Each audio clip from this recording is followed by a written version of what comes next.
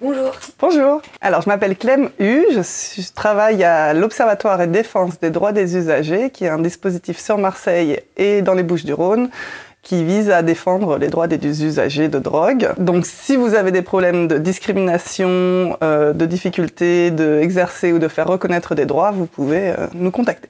L'AFD, donc l'amende forfaitaire délictuelle, c'est un dispositif qui voit le jour dans le droit français en 2016. Et en ce qui concerne l'usage de drogue, c'est expérimenté à partir de 2020. Donc avant ça, et encore aujourd'hui, en fait, l'usage de drogue, il est pénalisé dans le droit français depuis la loi du 31 décembre 1970. L'usage de drogue, ça nous expose à des poursuites, ça nous expose à 1 an d'emprisonnement et 3 750 € d'amende. Avec l'amende forfaitaire délictuelle, du coup, ça a été présenté à l'époque et encore aujourd'hui comme à la fois une façon de réduire la peine du simple usage de drogue, puisque maintenant on parle juste d'amende, mais aussi de la repénaliser, puisque on constatait que les tribunaux en fait condamnaient peu le simple usage de drogue, et donc aujourd'hui c'est mettre en place l'amende, ça a été une façon de faire en sorte que l'usage soit de nouveau pénalisé de façon beaucoup plus systématique et surtout sans passer par les tribunaux, puisque maintenant la procédure, ça a été aussi pour ça que ça a été vanté par de grandes campagnes de communication du gouvernement. C'est une façon effectivement de beaucoup plus systématiquement le pénaliser, en faisant des procédures qui sont très rapides. Donc concrètement, c'est une application que les policiers ont, que les agents qui verbalisent ont. Alors donc, en juin 2020, l'État décide d'expérimenter l'amende forfaitaire délictuelle sur 3 villes. Donc on a Reims, Créteil et Rennes. Moins de 2 mois plus tard, en mi-juillet, ça s'expérimente aussi à Marseille et sur l'île. Et ensuite, le 1er septembre, c'est généralisé sur la France entière.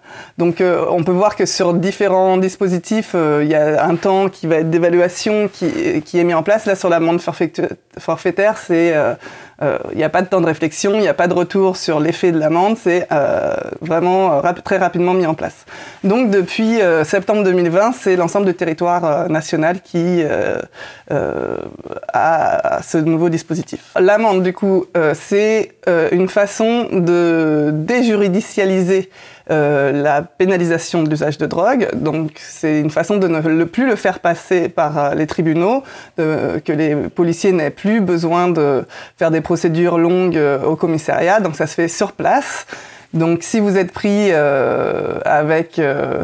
si vous êtes fouillé par exemple, ou si vous êtes pris en train de fumer un joint dans la rue, vous vous exposez à l'amende, et l'amende, c'est une amende de 200 € qui peut être réduite à 150 € quand on la paye sous les 15 jours et qui va être augmentée à 450 € si vous la payez pas au bout de 45 jours. Il y a beaucoup de critères d'exclusion. Donc déjà, il faut être majeur. Les mineurs sont exclus de cette amende.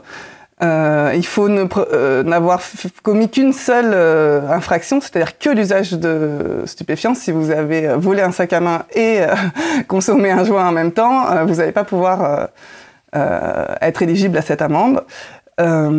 Si vous conduisez non plus, normalement, c'est un délit qui est plus fort, donc là vous vous exposez à des tests salivaires et donc à une amende qui serait plus forte ou à un retrait de permis, mais normalement vous pouvez pas vous faire appliquer cette amende à ce moment-là. Parmi les personnes à qui on peut pas mettre des amendes, c'est les personnes qui n'ont pas les moyens de prouver leur identité. Donc les personnes qui n'ont pas de carte d'identité sur eux, a priori ne peuvent pas recevoir une amende. Alors déjà, il faut accepter le principe de cette verbalisation, et donc signer. Il faut aussi accepter le principe de la destruction, puisque là c'est aussi une nouveauté avec cette amende, c'est que les agents ne vont plus conserver et mettre sous scellé le produit que vous avez sur vous.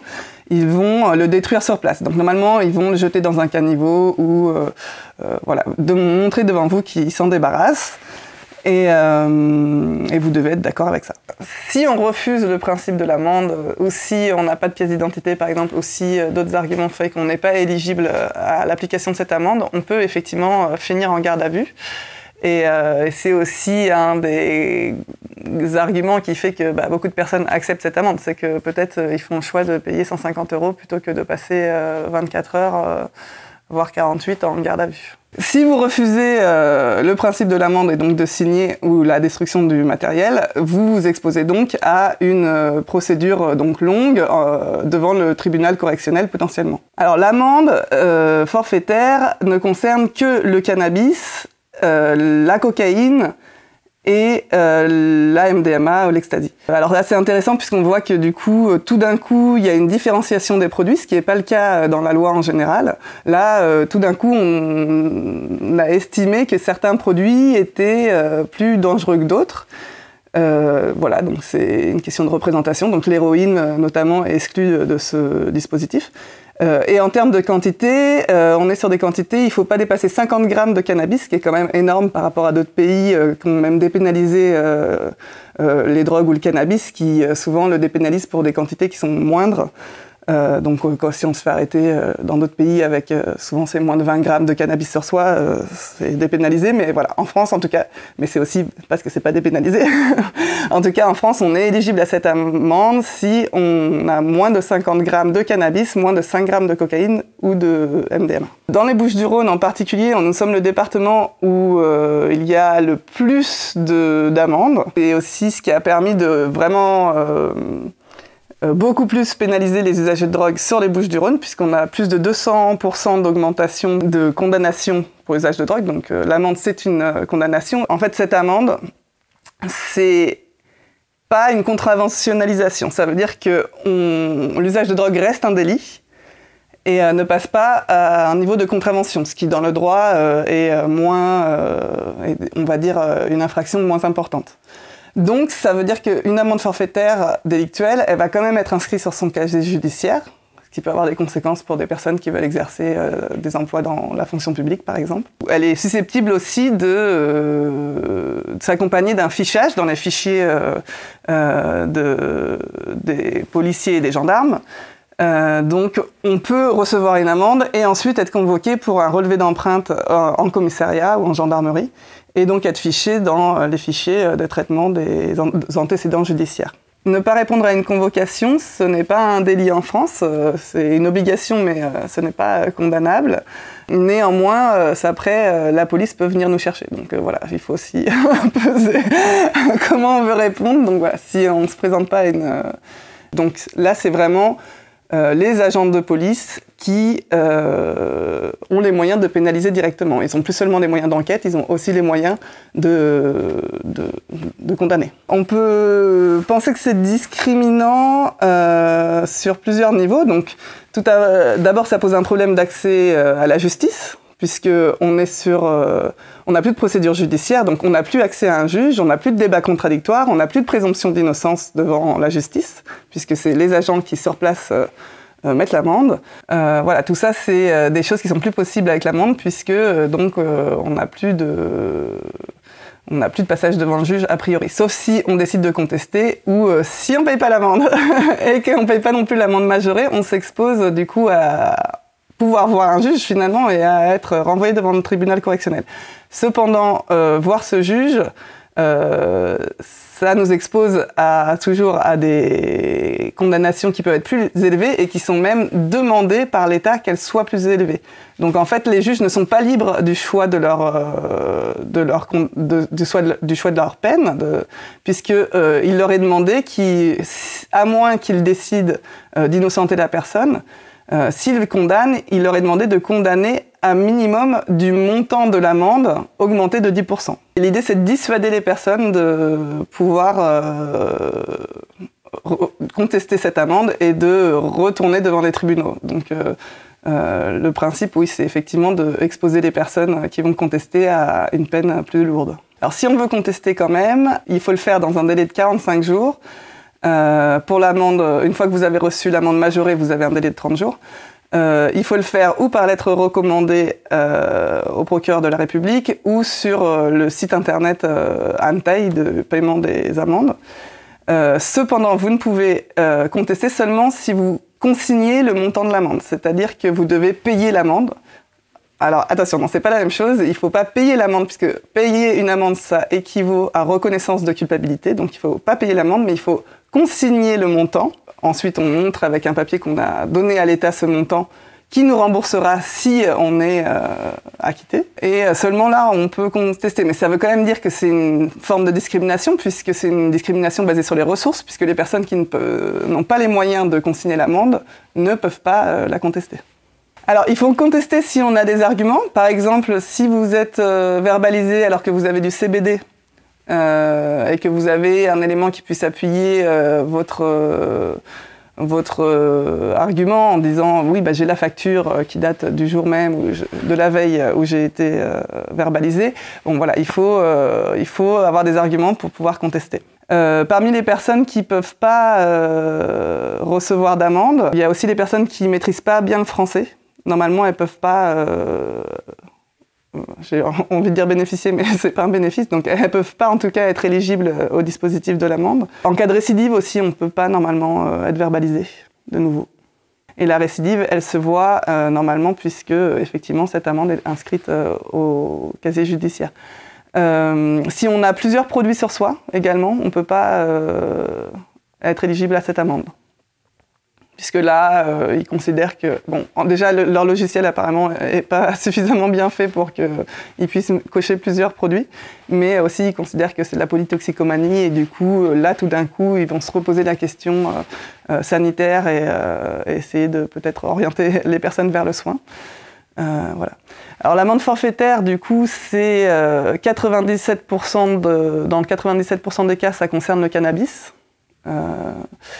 Donc voilà, c'est vraiment pour les fumeurs de joints, surtout les personnes qui fument des joints dans l'espace public, hein, globalement, puisque les personnes qui vont se faire livrer à domicile, jamais elles vont se faire contrôler avec quelque chose sur elles. Donc encore une fois, ça pose la question de qui est susceptible de se prendre une amende. Voilà, donc a priori, plutôt les personnes qui se fournissent dans la rue ou en extérieur, ou qui sont amenées à devoir consommer en extérieur. On a pu voir aussi que du fait que les mineurs soient exclus de cette amende, ça a en fait réorienté beaucoup l'action des forces de l'ordre qui, du coup, interpellent moins de mineurs sur la consommation. Alors, ce qui est aussi antinomique avec leur logique, puisque leur logique, c'est de pénaliser dans une idée de faire arrêter les gens de consommer, dans une idée où la drogue, c'est dangereux pour la santé. Mais globalement, on dit que la drogue, c'est dangereux pour la santé, en particulier des mineurs. Et du coup, là, les mineurs, pour le coup, sont beaucoup moins inquiétés, hein, selon les chiffres, puisque comme ils ne sont pas éligibles à l'amende et que pour les agents de police, c'est plus compliqué de reprendre une procédure classique, du coup, en fait, ils sont moins interpellés. Enfin, alors oui, c'est pas du tout une dépénalisation, hein, ça reste, c'est même, du coup, on l'a vu, une façon de davantage systématiquement pénaliser les usagers. Là où c'est inquiétant en termes de droit en général, c'est que du coup, le gouvernement veut généraliser le principe de l'amende forfaitaire délictuelle, donc pas seulement sur l'usage de drogue, mais aussi par exemple sur les occupations de cages d'immeubles ou les occupations de terrain, ce qui concerne notamment les gens du voyage et les Roms. Voilà, et là, encore récemment, le gouvernement a voulu généraliser l'amende pour tous les délits qui sont condamnables par 1 an de prison ou moins. Finalement, ça va être ça va être certains délits en particulier, mais en tout cas, ça va être généralisé de plus en plus, et du coup, on se dirige vers une société où de plus en plus, on va nous mettre des amendes et on pourra difficilement les contester devant un juge. Donc on va avoir une justice qui passe de moins en moins par les tribunaux, ce qui pose tous les problèmes qu'on a vus sur l'accès à la justice. Et d'ailleurs, je reviens sur la question un des principes du droit pénal, c'est aussi l'individualisation des peines. Là, comme on demande au juge de condamner à minima au montant de l'amende forfaitaire augmentée de 10%, ça veut dire que le principe d'individualisation des peines, il est fini. Alors, à moins qu'on expose des choses comme vraiment des ressources qui ne permettraient pas, qui peuvent encore être pris en compte par le juge, mais sinon, a priori, on s'expose à une amende qui Enfin, on s'expose à une condamnation plus importante que l'amende forfaitaire. Une autre chose qu'on peut faire, c'est demander un recours gracieux, qui peut être entier ou partiel. S'il est partiel, ça va être une réduction de 20% du montant de l'amende. S'il est entier, ça va être total. Ça, il faut la demander sur des critères de ressources, donc en envoyant des justificatifs de ressources et de charges c'est plus auprès du procureur, mais auprès du comptable du Trésor public. Ce que je conseillerais à quelqu'un qui reçoit une amende, alors on peut la recevoir sur place directement, l'agent nous la donne, ou on la reçoit par courrier quelques semaines plus tard. D'ailleurs, c'est envoyé dorénavant seulement par courrier simple, et sachant qu'il y a quand même 39% des courriers simples qui ne sont pas reçus par les personnes, ou parce qu'il y a des problèmes de distribution de courrier ou de boîte aux lettres, ça fait aussi que donc potentiellement on peut recevoir une amende, ne pas le savoir, et donc ensuite devoir faire face à une amende majorée, donc 450 €. Voilà, c'est compliqué puisque effectivement c'est toute la question de la balance. Est-ce qu'on préfère s'en sortir en payant 150 ou 200 € et se dire que et aussi la destruction de sa consommation? Ou est-ce qu'on veut s'engager dans une procédure du coup longue devant un juge en prenant le risque que la condamnation soit plus importante? Voilà. Donc il faut éventuellement avoir des bons arguments pour contester ou peut-être demander un recours gracieux en fonction de ses revenus. Voilà, le recours gracieux n'empêche pas l'inscription au casier judiciaire. Et voilà, et en plus, donc normalement, elle peut être appliquée seulement quand il y a un seul délit, donc le seul délit d'usage de stupéfiants. Mais voilà, c'est arrivé sur d'autres types d'amendes qu'on voit qu'il y a des personnes qui se fassent verbaliser sur différentes infractions. Donc ils vont cumuler les amendes. Et ça va parfois jusqu'à des milliers d'euros. Donc bien sûr, évidemment, les personnes qui sont les plus exposées, ça va être des jeunes racisés des quartiers populaires, avec parfois des agents qui les verbalisent sans même qu'ils les aient vus.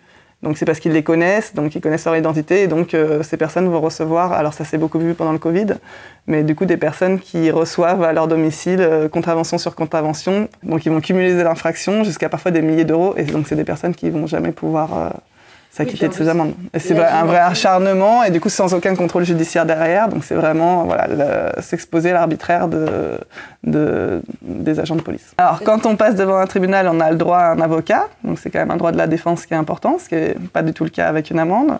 On a le droit à un débat contradictoire, on a le droit à une peine qui est personnalisée en fonction... Voilà. Donc tout ça, l'amende forfaitaire, ça l'élimine. Et paquet Darmanin avant, puisque c'était dans les tuyaux depuis 2016, donc il y a... Darmanin. Et là, j'ai vu, il y a une proposition de loi de certains députés pour augmenter le montant de l'amende, donc pour pénaliser encore plus. Et effectivement, il va y avoir une généralisation des amendes forfaitaires délictuelles à beaucoup de délits, et donc on va arriver vers une société de plus en plus de l'amende, où on va être verbalisé par la police et on va avoir de grandes difficultés à accéder à des juges. Si vous avez contesté une AFD et que vous n'avez pas eu de retour ou une réponse qui n'est pas satisfaisante dans les 3 mois, vous pouvez faire intervenir le défenseur des droits.